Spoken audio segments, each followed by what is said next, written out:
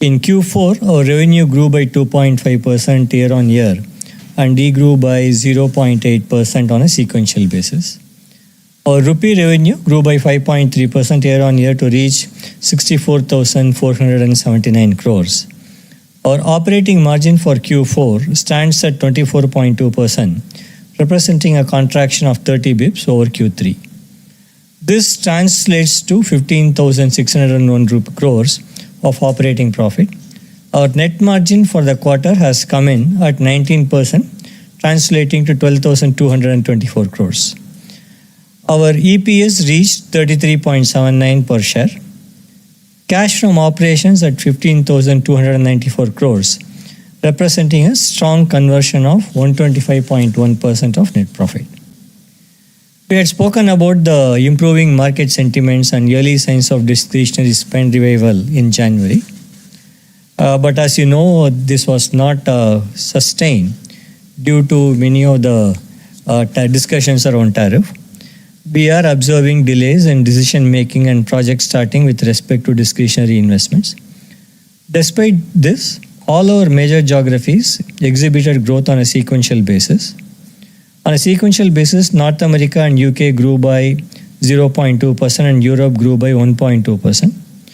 New growth markets of Asia Pacific and Middle East and Africa also grew positively this quarter. After many consecutive quarters of strong growth, India experienced a degrowth of 13.2% in this quarter. Among the verticals on a sequential basis, BFSI grew by 1.3% and energy resources and utilities grew by 1.1%. Our communications and media and tech services business also experienced marginal growth. However, our consumer business degrew by 0.7% and life sciences and healthcare degrew by 0.8%. Manufacturing degrew marginally by 0.1%. TCS banks and products and platform continued their growth momentum.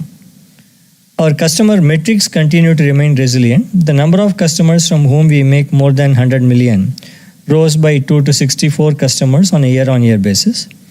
In addition, our customer base of 1 million stands at 1,332, an increase of 38 over last year. We had a very strong order book closure again this quarter. Our order book closure for the quarter stands at $12.2 billion. This is the second highest quarterly order book and does not include any mega deals.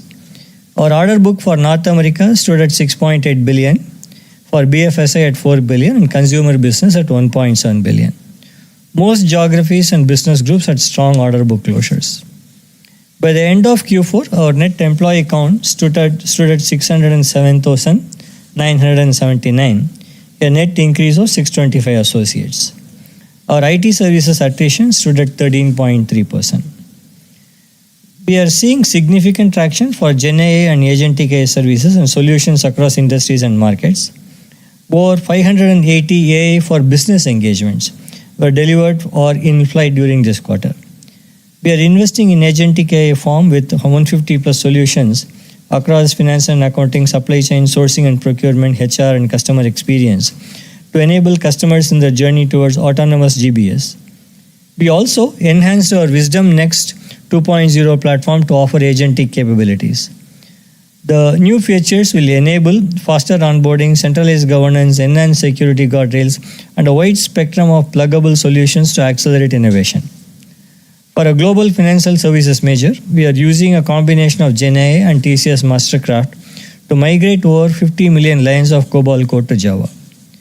In Q4, we applied for 267 patents and were granted 235 patents.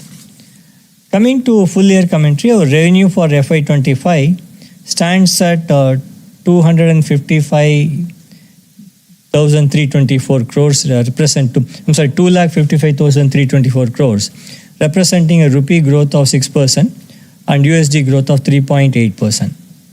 On a constant currency basis, we grew by 4.2% in FY24 compared to 3.4% in FY24. Our operating for the year is 62,165 crores at a full year operating margin of 24.3%. Our net profit for FY25 is at INR 48,533 crores at a net margin of 19% and a full year EPS of INR 134.19. Cash from operations stands at INR 51,426 crores, which is 105.9% of the net profit. For full year, UK grew by 4%, Europe was flattish at 0.7%, and North America degrew by 1.8%. India grew by 62.6%, LATAM by 6%, APAC by 6.8%, and MEA grew by 11.2%. Among the verticals, banking grew by 0.7%, consumer business by 0.3%, manufacturing by 2.9%, and energy, resources and utilities grew by 5.1%. In FY25, life sciences degrew by 1.6%, technology services by 1.3%, and comms by 9.5%.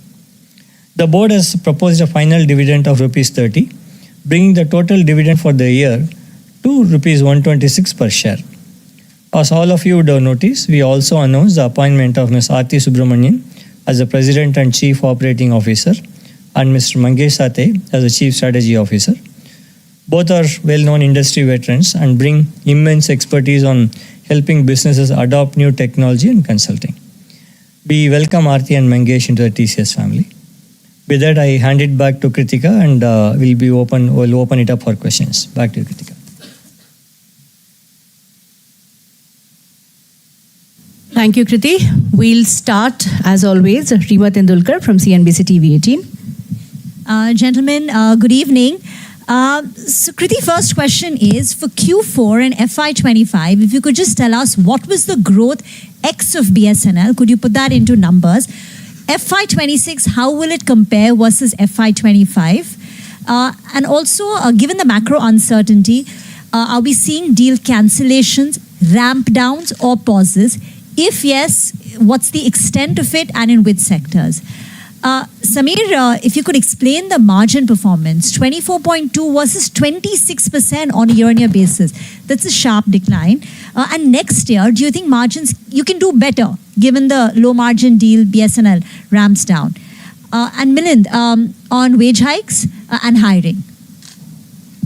Thank you.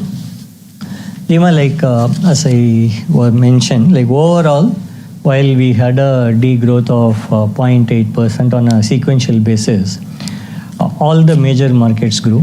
Most of the industry verticals grew. Our international business had a positive growth. Okay, I will not be able to call out what is the extent of BSNL degrowth here. What would be the international business growth? So international will be approximately sequentially, right? 0.6%. 0.6%. Okay. On last quarter also I mentioned that we said CY25, we expect this to be better than CY24. We still believe, based on the order book that we have announced and kind of deals we have signed, while there could be some short-term uncertainties, FY26 would be a better year than FY25. Okay. On the business, overall business environment, while till February we were quite positive and we were seeing very optimistic about the quarter, we started seeing some amount of some uncertainty creeping in March and resulting in some project delays, some decision-making delays. We have not seen any major project cancellations. There are some ramp downs here and there. But there are some delays in decision making, and that's what we observe at this time. And as I said, we believe that maybe over the course of next few months, this uncertainty should settle in and we should be back to business. So Reema, from a Q4 to Q4 margin perspective, I think TCS was the only company who probably gave a full cycle of increments and also did merit-based interventions regularly through the period. That, as well as combined with investments in capability building, in our infrastructure expansion further, is the overall impact which we are seeing. Sequential basis, the margin impact was 30 basis points. Also on merit-based interventions or tactical interventions which were done through this quarter sequentially. You asked about FY26. Absolutely. So first, our overall guidance range, or the guidance beacon which we call it, still remains at 26 to 28%. There is a gap, and given the current environment, there might be some impact on the operating leverage, maybe because of utilization taking a impact. But overall, the operational levers which we have been talking about, whether it is in terms of pyramid, utilization, and productivity, still remain, and we believe that should enable us to get through. Also, uncertainty provides an opportunity, and we'll use this opportunity from a cost optimization perspective as well. Can you explain the tactical interventions on margins? Sequentially, the tactical interventions were about 100 basis points. And what were they? They were mainly linked to promotions, merit-based promotions. Rima, the hiring we have onboarded 42,000 trainees in FY25, and FY26 number will be similar or little higher. Regarding wage hikes, considering the uncertain business environment, we'll decide during the year when to make that happen. Thank you. Next question from Sajid Mangat, NDTV Profit. Hi, Kriti. Give us a sense of the discretionary spend environment, because when we spoke in January, you spoke about being optimistic about that.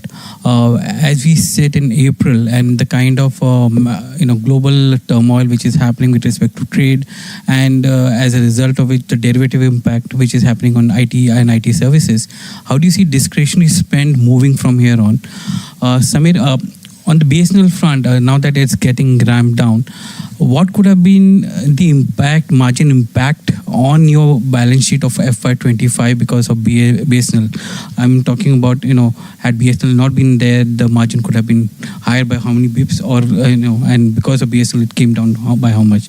And Samir, on a year-to-year basis, the numbers are almost the same, 6.01, now 6.07 lakh employees on a headcount basis.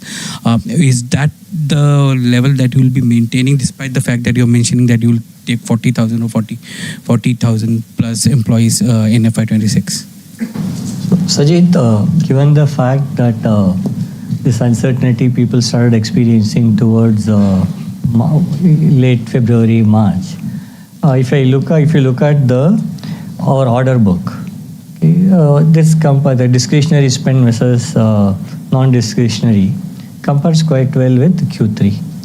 But what we are seeing from the market, I would expect there would be delays in decision making on discretionary spend if this uncertainty continues. But of course, say with yesterday's announcement, we need to see, does it bring in more optimism into the market and makes the decision making cycle faster, or at least normal. Is there an opportunity there for you as well? See, usually in these kind of situations, many of the customers also try to do more cost optimization programs, so that definitely provides opportunity. Like even in Q4, there's been a good mix of programs around operating model transformation, vendor consolidation, technology transformation. I do expect that it will provide us opportunity for gaining further market share. So typically we don't call out customer specific, excluding margins, or what are our margins on a specific customer. My point was, is there a bump up in margin that's expected now that? Yes, we have been calling out. So if you do the maths on the third-party expenses which we have, the cost of equipment and software, you'll be able to calculate it. And like we have been calling out the impact in the prior quarters, yes, you would expect as a specific large transformational project ramps down, there should be unwinding of that impact. Ajit, hiring from the campus is strategic for us. We will continue to hire. I said this earlier and I'll say it again, that our numbers will be similar to what I did earlier or better. With respect to net addition, it really depends on the overall business environment and what we eventually hire from the market, depending on the skill requirements in every quarter. So 13.3% attrition is slightly higher than Q3 on a LTM basis. So- Is that a worry for you, or is there a It is not a worry. It is not a worry purely for one reason, that our quarterly annualized attrition has come down by almost 130 basis points this quarter. Thank you. Next question from Shivani Shinde, Business Standard. Hi, good evening, gentlemen. Kriti, first question to you. You obviously sounded off the US tariff cautiousness in your. Are there certain verticals that we should, see which will bear the brunt of these tariffs? Are you already seeing that when you say, there have been delays or clients are getting, pausing the discussions? And if that's so, which are these verticals that you're seeing? Two, question where Milind can also join in. Two significant announcements in management. The last time TCS had a COO was when N. Chandrasekaran was appointed, and then, of course, I'm going back. I know, I'm sorry, but COO is a significantly important position. So just want to understand for the, Ms. Aarti Subramaniam's appointment to that role. To Samir, two questions. CapEx for next year. Do you see any impact because of tariffs? Do you see in terms of your expansion plans that TCS has? Milind, you are saying you will take a call on wage hikes. Is that should we think that because of this uncertainty, there may be certain delays? Thanks. So Shivani, first from the vertical perspective, as to be expected, like as the uncertainty crept in, some industries, you also saw the US consumer confidence index going down. So the impacted businesses tend to be in the consumer retail sector. Retail has been impacted to some extent, and when I say retail, CPG, and also travel, hospitality, that's probably the most impacted sector. And another sector that's been impacted is the auto, like because of the tariffs that have been imposed on the auto sector. So I see the maximum impact in these two sectors. Other than auto, manufacturing seems to be still okay. We are banking, financial services seem to be okay. Insurance, there is some softness, but BFS still continues to, the demand environment continues to be good, which is giving us also the hope and confidence for the future. Comms is something that we need to watch out for. Coming to COO announcement. So first, after N. Chandrasekaran, NGS was also the COO. He left only 1 year ago. Okay. See, what we were part of doing our strategy exercise on what are the areas of focus. When we did that, we realized that as there is a significant technology transformation happening, there are a lot of areas where we need continued focus to build talent, build partnership, and hire more, gain more, strengthen the talent pool available, because some of the talent pool we cannot depend only on homegrown talent in these new technologies. So we thought that there is a lot of focused activity required to drive growth and sustain the leadership in these new technologies, and therefore by that extension drive our strategy. So then we were looking at what are the leadership options and bandwidth available. We realized that it's important that we add to the bandwidth of leadership that's already available with us. Aarti knows, I know that how many of you know, Aarti was with TCS before. She knows TCS quite well. She's been part of the TCS board. Also at the same time, being part as a Chief Digital Officer of Tata Group, she has extensive experience in how the businesses run and how businesses adopt technology. So we thought it would be most appropriate for us to have someone like her as a COO, and the Tata Group has been kind enough to let us have her with us. So that's a background. Shivani. Sorry. Go ahead. Sorry. Shivani, yes, I think because of the uncertain environment, we will decide on the wage hikes during the year. It can be any time, but it will really depend on the environment. On CapEx, if you look at this year, CapEx was significantly higher than the previous year. We did approximately 5,000 crores in CapEx compared to about 2,700 terms of investments continuing into the next year, we don't plan to scale it down. Investments in talent, in innovation, infrastructure, or partnerships. Currently, there are no plans to scale any of them down. Next question from Ankur Mishra, ET Now. To understand from you your presence in North America, which you talk about over year-on-year basis, from about 50% it has come down to 48% or so. I want to understand what is your strategy further. Do you plan to continue to maintain this kind of geographical presence, meaning the focus on North America? Is there a rethink on that? And how has been the quarter, particularly in terms of performance from that region? You have mentioned, Samir, about 26 to 28% margins. But is there any timeline you see, when you are going to achieve that, and what gives you confidence for that? Milind, I want to understand from you the attrition rate. Are you comfortable with that, or you see it as a challenging thing? So, Ankur, from a North America perspective, it will be a main geography, almost like a home market for us, a foreseeable future. Okay, because there are large enterprises that invest in technology a lot, and we find there's greater opportunity for us to participate in those technology transformation. For the quarter, we did grow marginally, but 0.2% on a Q-on-Q basis. As I said, all major markets grew for us.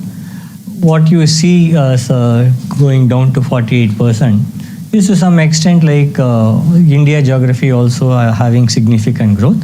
So because of that, you find some market share move from North America to the rest of the world. So that's a shrinkage, but I don't think otherwise our focus on North America will continue. And given the overall certainty which currently prevails and the dynamic nature in which things are changing, it's difficult to give a timeline in terms of when. We have executed it in the past, so we are well confident in terms of how we can achieve it. What gives us confidence in terms of are the levers which you talked about, the operational levers, whether it is in terms of productivity or realization, going for a better pyramid mix, or the improvement in revenue mix also can help. Ankur, attrition has inched up a bit from 13 to 13.3 in this quarter. But we are okay because our quarterly annualized attrition has come down this quarter by 130 basis points. So we should be okay. Dibangana Ghosh from Money Control. Hello. Kriti, my question to you, wanted to understand how is the impact of AI playing out in the discretionary spending part? Because in the industry, we have started hearing that companies are trying to provide productivity gains to the customers. And also the deal tenure and deal sizes are coming down. So wanted to get a bit of understanding on how it is playing out for TCS. Samir, on the basis of that, will passing on productivity gains from AI impact the margins in the short term? And Milind wanted to understand, there were some reports on the TCS considering wage hikes in single digits of 4 to 8% or so. So if you could comment on that. Sure.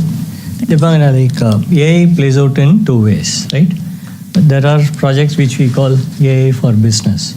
These are all transformation projects. In fact, for one of our large clients, recently we did a project where they are in the movie making business. We are able to use AI to read the script, find out which are those scenes where are dangerous, where you need special license to take, which are the scripts where the property branding could be enhanced. So there are a lot of opportunities in AI which previously you would have done in a manual way, and maybe you've taken more time, and maybe may not have been accurate. So it creates two sets of projects, AI for business as we call it, and then AI for IT, which are primarily software engineering projects. So the deflation in productivity is because it's AI for business is mostly a net new opportunity.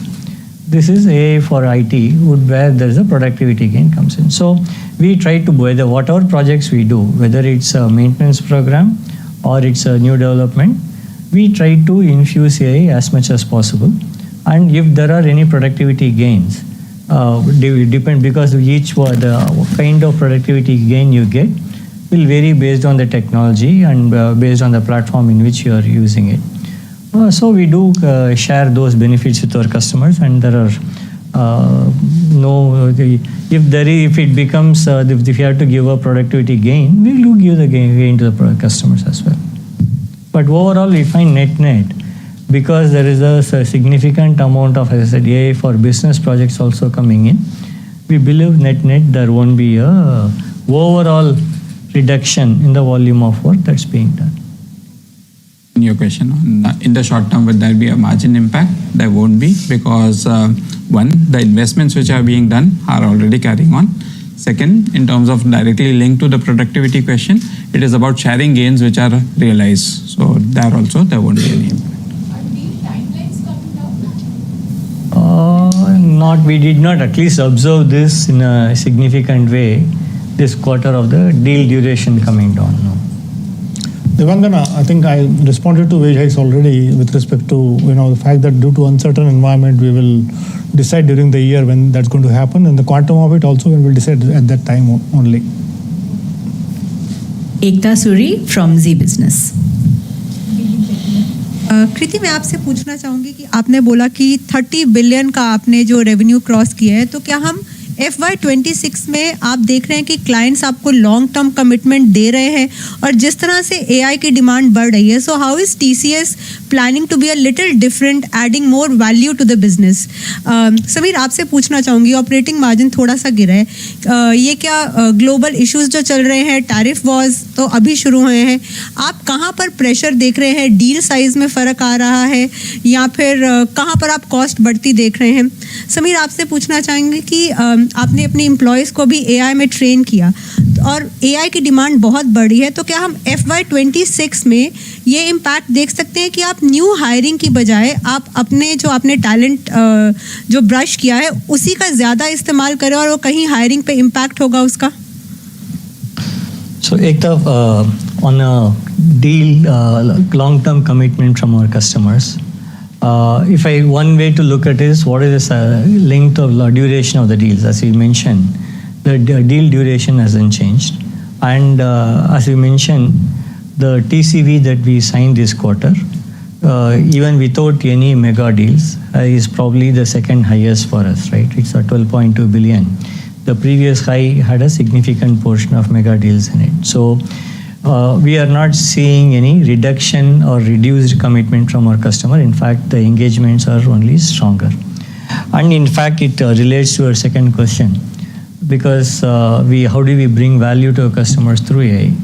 So that is actually what is increasing the commitment and engagement with our customers. Each one of our business groups looking at the value chain of their customers' industry segment, looking at what are the opportunities where AI can bring them immediate value, or where you can in fact disrupt the value chain, bring more sustained value. So that's what our teams go back to customer with.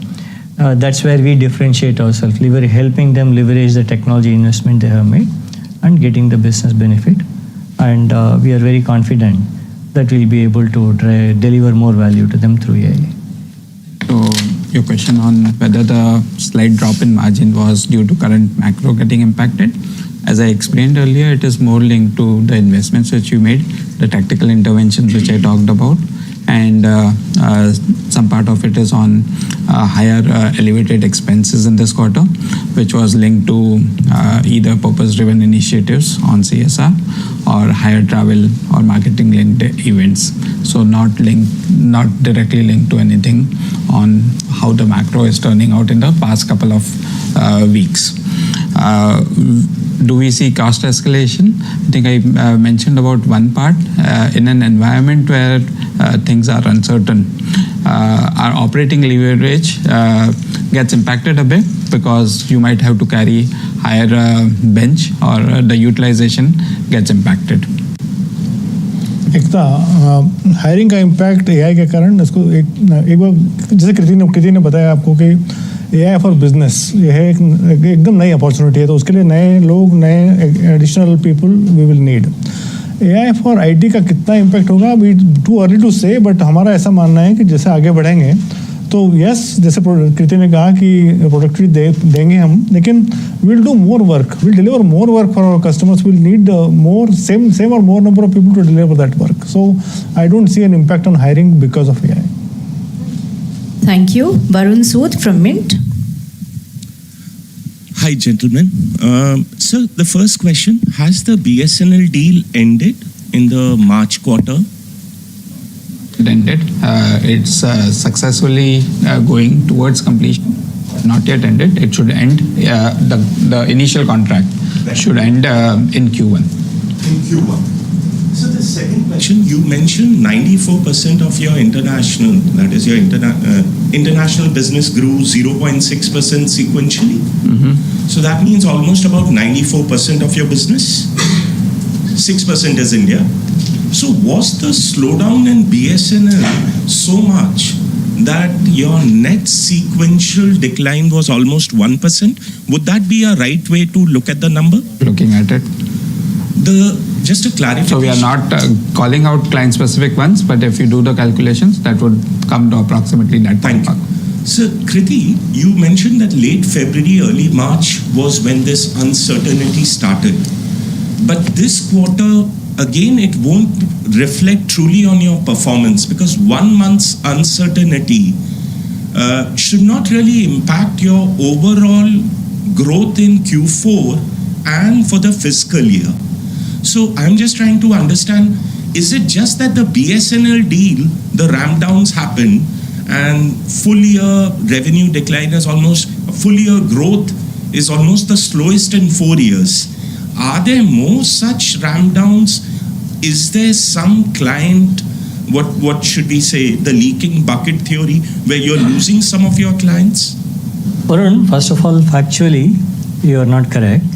If you look at FY24, we grew actually better than FY24 and FY25. FY24 was 4.1%. 4.1. FY24 was 3.4% or something. FY22 is 4.2%. FY25 is 4.2%. FY25 is 3.8%. No. You are looking at dollar numbers probably. We are talking about the constant currency numbers. CC numbers. Yeah. There is significant cross-currency relation. We have published the CC numbers as well. So, thank you. Otherwise, see, if he said, if you had not taken the without BSNL, if you had that had added to our overall growth, probably we are with this 0.8 without BSNL being neutral, we'll be in the 0.6, 0.7 kind of territory positive. There was, as I said, some amount of project deferral that happened in March, that uncertainty. So we were hoping that we will be sub 1%, I'm sorry, higher than 1% when we were in the early part of the quarter, like it came down. So, but what we were primarily looking at is are all business verticals growing and all major markets growing. And that was the most important thing for us, which we are quite accepting consumer business and life sciences and healthcare and manufacturing marginally, but all markets grew and we had growth coming in business verticals. So we, on a whole, given the situation, we are quite comfortable with where we are. I don't think, as I said, there are no significant ramp downs elsewhere and there are no significant cancellations elsewhere. So we are comfortable with where we are given the overall situation. So just two last questions. Considering this uncertainty, macroeconomic uncertainty, one would believe there is every likelihood that this 39.4 billion order book which you have, some of those projects may get deferred, may get delayed. And some of your current accounts, those ramp downs which are happening, God forbid, but they could also become pretty big. So when you are saying that FY26 will be better than FY25, is this more a hope or do you have a visibility that FY26 indeed will be better than FY25? Thank you. Varun, the only visibility is the order book. Okay, whether you want to call it hope or aspiration, it's for you to guess. I'm giving you the facts that I have. The facts are my order book. Based on the order book, based on the discussions I have been having with our customer, we are saying that we believe FY26 will be better than FY25. If our assumptions go wrong, then you will be right. I don't want to be. Yeah. One last question, sir. This 39.4 billion TCV, any visibility or any color which you can share that say 50% of this is within 5 years? Because this, I would like to believe, includes both your renewals and your new order. Can you share any number of say 30% or 40% of this order book will be translated to the revenue within 2 or 5 years? Because it gives much better understanding how your order book is translating to revenue. Thank you. Varun, we have not been sharing that information, but what I can assure you is the average deal tenure. Okay, the average deal tenure has not shifted significantly compared to previous quarter. Thank you, Varun. Ashish Aghashe from PTI. So many times in this press conference, just wanted to broadly know how do you play this, and when you say that FY26 would be better than FY25, is it the result of the 90-day breather which you have probably gotten, or would that comment have been different had it been 48 hours before have we met? That's for one. And secondly, sir, has there been any change on the infra creation front as well? Last 3 months, we have seen 2 announcements towards this. CapEx is also up in FY25. So are you building more rather than sort of leasing? Is that a preference at the company? Ashish, all of you mentioned uncertainty as many times as I mentioned. So I don't. The point is, my belief, right? No region will want to live with this uncertainty for a very long period of time. Or maybe over a period of, that's what I believe. Near term, some certainty will emerge, and we'll all know where this trade policies regime would take us forward. And once that there is some sort of clarity on that, businesses take decisions whether they are towards more cost optimization, more discretionary projects. Those decisions will be taken, but most important thing is some decisions will be taken. We also believe that most organizations have to go through technology transformation because they have deferred significant technology transformation for too long. Third is our order book. So based on this is what we can comment. We believe that when I say FY26 would be better, it's based on these factors. More importantly, important assumption I am making is this uncertainty will be short-lived. On the infrastructure. Okay. So why are businesses ordering at all? Ordering? You are reporting the second biggest number on the TCV. So why are they ordering at all? In the sense that, or is it so that this number does not capture any activity in March? There was it does. I said there's no major panic that's set in the market.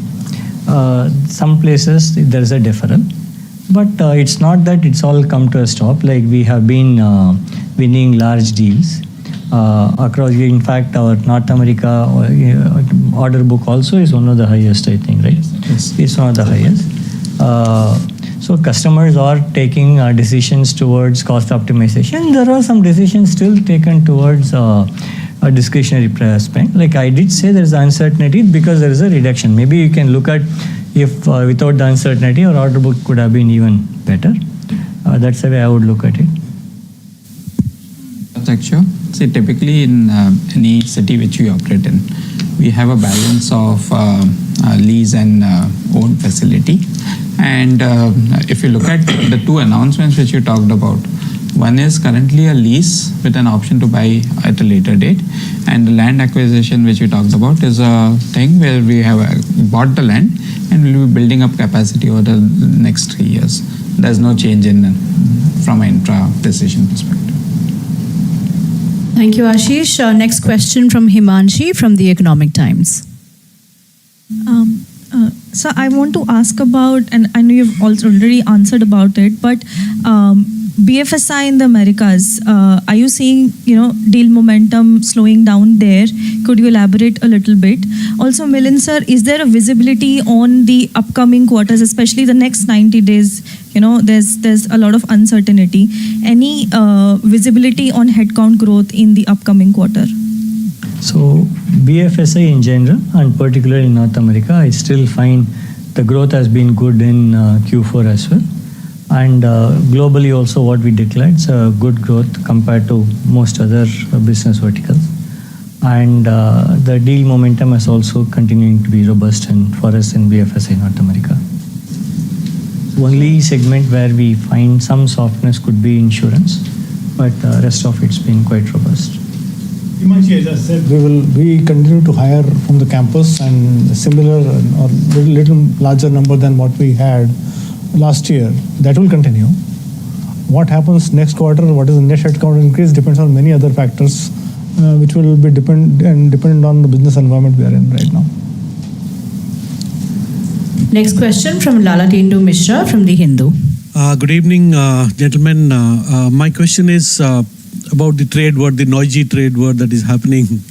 The certainty that is emerged from last night is that 90 days of pause on 75 countries, and the trade war between America and China has intensified, the two biggest economies.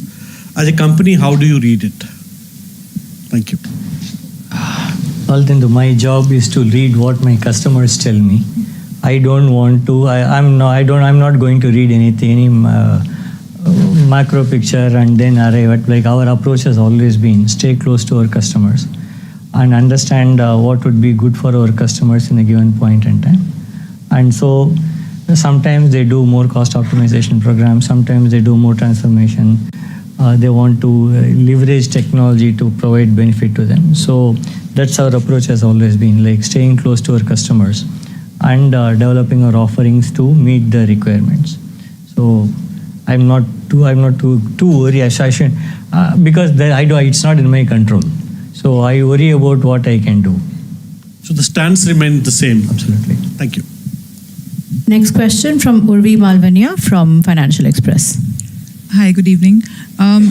Two questions, Kriti. One is you've mentioned the mega deals order book is the second highest ever. Order book is very good without any mega deals in that. So basically, if you can give some color on which deal segment you're seeing most traction, and if some color on how much GenAI adoption by clients is driving the order book. And second is where you're seeing the deal ramp down. You said it's not major, but then again, in what segment it's happening, and are GenAI based deals also getting affected? See, first on the deal segment, what we publish is North America. I gave you North America is about 6.8 billion, and BFSI is 4, and CBG, the retail business group, is 1.7 billion. Okay, and all of them are quite strong compared to the historical performance. And for the things that we don't publish also, most segments have had a very strong deal growth. And GenAI, as I explained, we look at both from AI for business and AI for IT. We find strong traction and increasing traction in AI. There are no deal cancellations coming in AI. It is actually driving our growth, one of the key factors driving our growth and driving the order book. Thank you. And Milind, one question for you. Last time also we discussed the upskilling aspect. Now there's some margin pressure that you're seeing or anticipating given uncertainty. Do you see any that affecting the way you look at upskilling, especially with the new trainees on board? Urvi, we never look at that. Look at it that way. Like I said, campus hiring and overall internal development of our associates, whether coming from the campus, coming from the market, or basically have been here for a long time, that is a strategic investment we make, irrespective of the market situation, and that continues. Next question from Valerie from Hindu Business Line. Okay. We'll actually move on now to Haripriya Suresh, who is joining us from Bangalore. She's joining us online. So, Haripriya, you can unmute yourself and ask your question.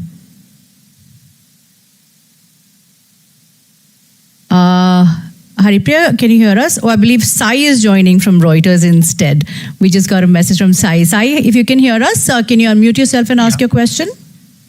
Hi. Yes. One question to Kriti and one question to Milind.